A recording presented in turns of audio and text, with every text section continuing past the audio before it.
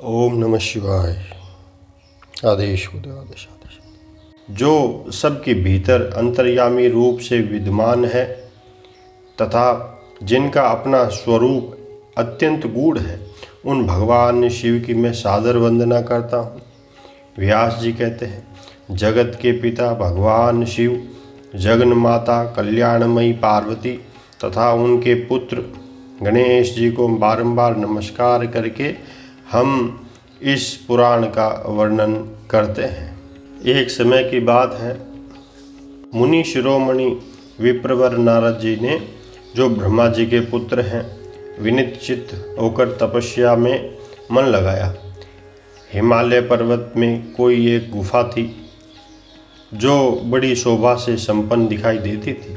उसके निकट देव नदी गंगा निरंतर वेग पूर्वक बहती थी।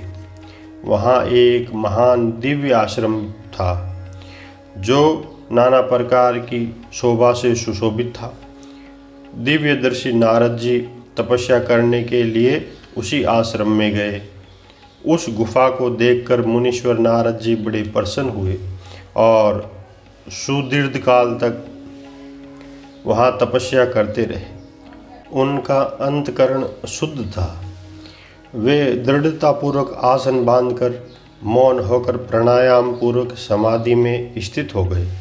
ब्राह्मणों, उन्होंने वह समाधि लगाई जिसमें ब्रह्म का साक्षात्कार कराने वाला अहम ब्रह्मस्मि, मैं ब्रह्म हूँ, यह विज्ञान प्रकट होता है। मुनीश्वर नारद जी जब इस प्रकार तपस्या करने लगे, उस समय यह समाचार पाकर देवराज इंद्र कांप उठे। वे मानसिक संताप से विहल हो गए।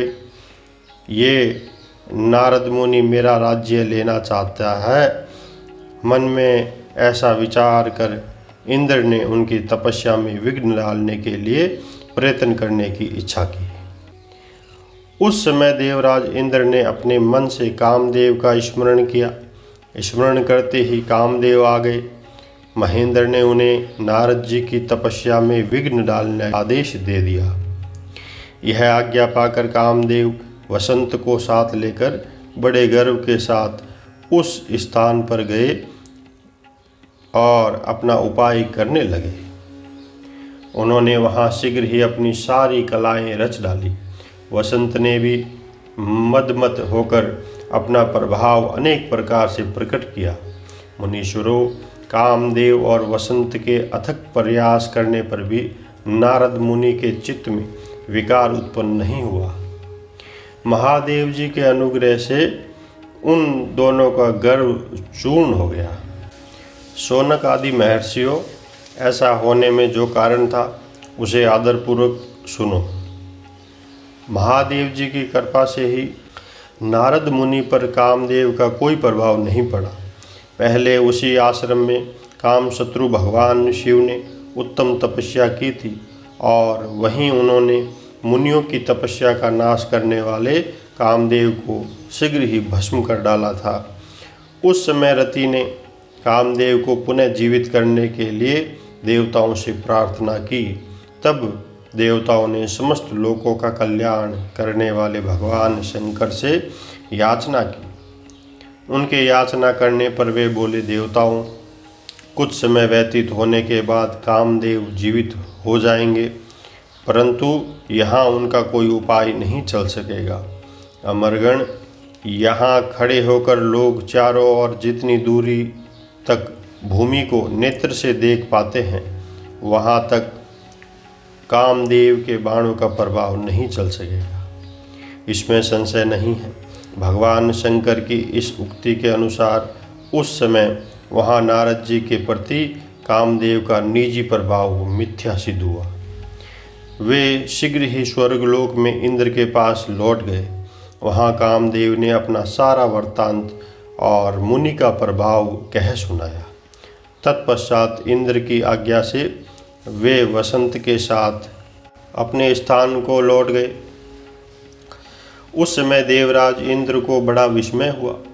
उन्होंने नारद जी की भूरी भूरी प्रशंसा की, परंतु शिव की माया से मोहित होने के कारण वे उस पूर्व वृत्तांत को स्मरण न कर सके।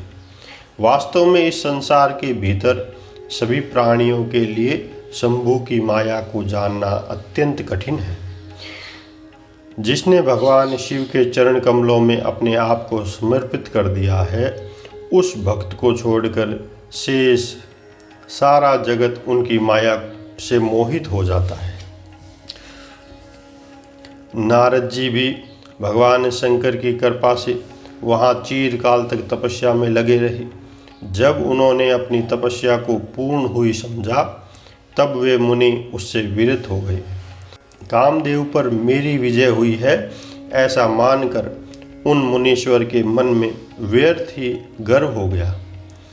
भगवान शिव की माया से मोहित होने के कारण उन्हें यथार्थ बात का ज्ञान नहीं रहा। वे ये नहीं समझ सके कि कामदेव के पराजित होने में भगवान शंकर का प्रभाव ही कारण है। उस माया से मोहित होने के कारण मुनि शिरोमणि नारद अपना काम विजय संबंधी वृत्तांत बताने के लिए तुरंत ही कैलाश पर्वत पर गए। उस समय वे विजय के मद से उन्मत्त हो रहे थे। वहाँ रुद्रदेव को नमस्कार करके गर्व से भरे हुए मुनि ने अपने आप को महात्मा मानकर तथा अपने ही प्रभाव से कामदेव पर अपनी विजय हुई समझकर उनसे सारा वृत्तांत कह सुनाया। वह बात सुनकर भक्तवत्सल भगवान शंकर ने नारद जी से, जो अपनी ही शिव जी की माया से ही मोहित होने के कारण काम विजय के यथार्थ कारण को नहीं जानते थे और अपने विवेक को भी खो बैठे थे, कहा। रुद्र बोले, हे तात, हे नारद, तुम बड़े विद्वान हो, धन्यवाद के पात्र हो, परंतु मेरी यह बात ध्यान देकर सुनो। अब से फिर कभी ऐसी बात कहीं भी न कहना, विशेषतः भगवान विष्णु के सामने इसकी चर्चा कदापि न करना। तुमने मुझसे अपना जो वृत्तांत बताया है उसे पूछने पर भी दूसरों के सामने न कहना। यह सिद्धि संबंधी वृत्तांत सर्वथा गुप्त रखने योग्य है। इसे कभी किसी पर प्रकट नहीं करना चाहिए। तुम मुझे विशेष प्रिय हो, इसलिए अधिक जोर देकर मैं तुम्हें यह शिक्षा देता हूँ और इसे न कहने की आज्ञा देता हूँ, क्योंकि तुम भगवान विष्णु के भक्त हो और उनके भक्त होते हुए मेरे भी अत्यंत अनुगामी हो। इस प्रकार बहुत कुछ कहकर संसार की सृष्टि करने वाले भगवान रुद्र ने नारद जी को शिक्षा दी। अपने वृत्तांत को गुप्त रखने के लिए उन्होंने समझाया बुझाया, परंतु वे तो शिव की माया से मोहित थे, इसलिए उन्होंने उनकी दी हुई शिक्षा को अपने लिए हितकर नहीं माना। तदनंतर मुनि शिरोमणि नारद ब्रह्मलोक में गए। वहाँ जाकर ब्रह्मा जी को नमस्कार करके उन्होंने कहा, पिताजी, मैंने अपने तपोबल से कामदेव को जीत लिया है। उनकी वह बात सुनकर ब्रह्मा जी ने भगवान शिव के चरणारविंदों का चिंतन किया और सारा कारण जानकर अपने पुत्र को यह सब कहने से मना किया, परंतु नारद जी शिव की माया से मोहित थे, अतः उनके चित्त में मद का अंकुर जम गया था, उनकी बुद्धि मारी गई थी। इसलिए नारद जी अपना सारा वृत्तांत भगवान विष्णु के सामने कहने के लिए वहाँ से शीघ्र ही विष्णु लोक में चले गए। नारद मुनि को आते देखकर भगवान विष्णु बड़े आदर से उठे और शीघ्र ही आगे बढ़कर उन्होंने मुनि को हृदय से लगा लिया। मुनि के आगमन का क्या हेतु है, इसका उन्हें पहले से ही पता था। नारद जी को अपने आसन पर बिठाकर भगवान शिव के चरणारविंदों का चिंतन करके श्री हरि ने उनसे पूछा। भगवान श्री विष्णु बोले, तात, कहाँ से आते हो? यहाँ किस लिए तुम्हारा आगमन हुआ है? मुनि श्रेष्ठ, तुम धन्य हो, तुम्हारे शुभागमन से मैं पवित्र हो गया। भगवान विष्णु का यह वचन सुनकर गर्व से भरे हुए नारद मुनि ने मद से मोहित होकर अपना सारा वृत्तांत बड़े अभिमान के साथ कह सुनाया। मुनि का वह अहंकार युक्त वचन सुनकर मन ही मन भगवान विष्णु ने उनके काम विजय के यथार्थ कारण को पूर्ण रूप से जान लिया।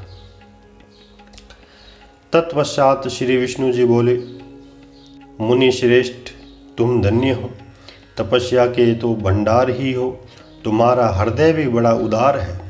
मुने, जिसके भीतर भक्ति, ज्ञान और वैराग्य नहीं होते, उनके मन में समस्त दुखों को देने वाले काम, मोह आदि विकार शीघ्र ही उत्पन्न होते हैं। तुम तो नैष्ठिक ब्रह्मचारी हो और सदा ज्ञान वैराग्य से युक्त रहते हो, फिर तुम में काम विकार कैसे आ सकता है? तुम तो जन्म से ही निर्विकार तथा शुद्ध बुद्धि वाले हो। श्री हरि की ऐसी बहुत सी बातें सुनकर मुनि शिरोमणि नारद जी जोर जोर से हंसने लगे और मन ही मन भगवान को प्रणाम करके इस प्रकार बोले। नारद जी ने कहा, स्वामिन, जब मुझ पर आपकी कृपा है तब बेचारा कामदेव अपना क्या प्रभाव दिखा सकता है। ऐसा कहकर भगवान के चरणों में मस्तक झुकाकर इच्छा अनुसार चलने वाले नारद मुनि वहाँ से चले गए। बोले भोलेनाथ शिव शंभू प्रभु की जय हो, माता पार्वती मैया की जय हो। आदेश को देव आदेश, आदेश आदेश। दोस्तों, इससे आगे की कथा कल के भाग में सुनाई जाएगी।